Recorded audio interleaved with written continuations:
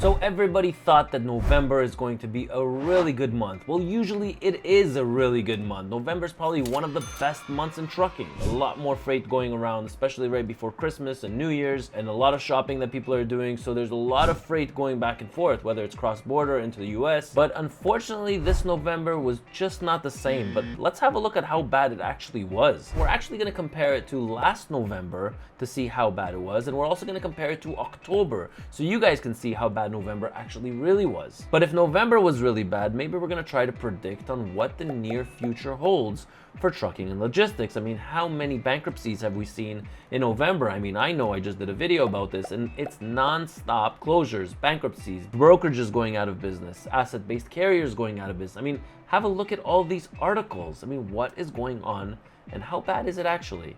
So let's have a look. All right, so the national averages for spot rates. Here we have the van division is currently sitting at 2.8 cents per mile for the month of November, and December is pretty much looking at the same way. But the flatbed division finished off the month at $2.44 per mile, and the first week of November currently is sitting at $2.39 per mile.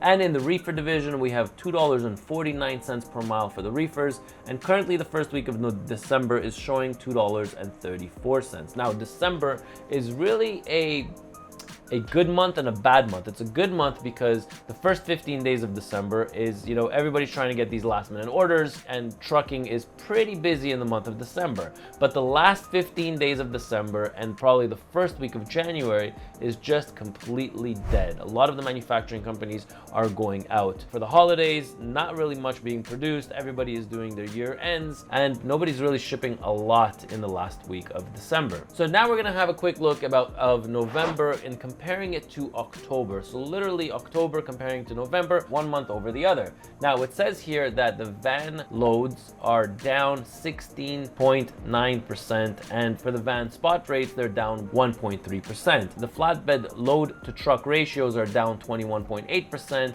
but the flatbed spot rates are only down 1.9%. And the reefers, they're pretty much at par of where they were last month. They're pretty much sitting at the same place where they were. But if we compare it to this time last year, I mean, have a look at how significant these numbers are. So what we're comparing is November 2022 versus November 2023. The van spot rates are down 13.3%. The flatbed spot rates are down 13.2%.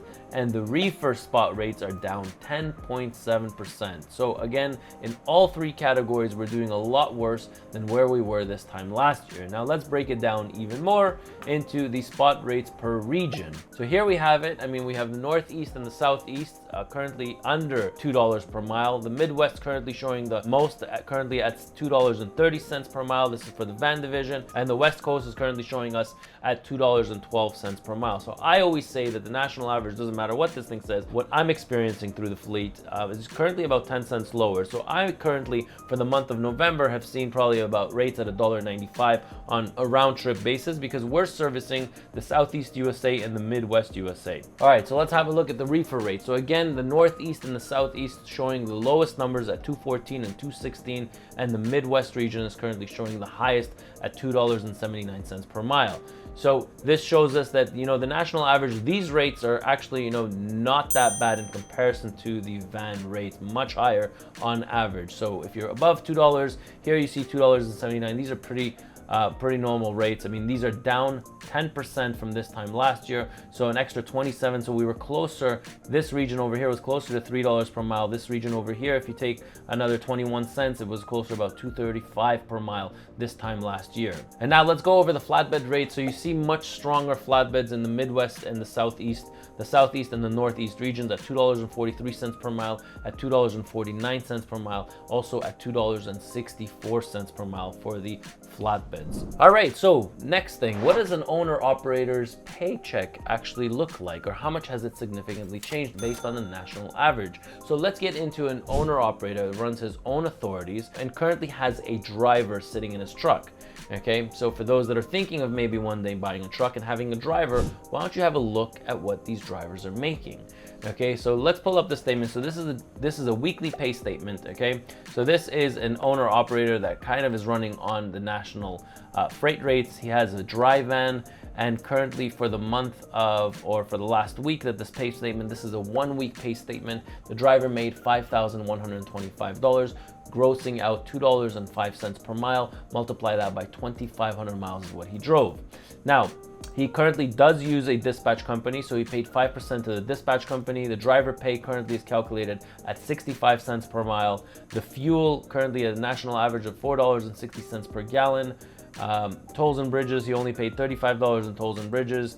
The truck, what he's paying for the truck for the course of the 5 days was $300 for the truck, $95 for the trailer. We took 15 cents for repairs and maintenance. We took another 3% for factoring fees and another $50 for his e-logs. Currently, the total deductions was $4,989. The owner operator made $136. Okay, now let's talk about this pay statement. So this pay statement shows that if you're thinking of opening up your small fleet, if you have a driver working in that truck, this is a realistic pay statement based on today's numbers.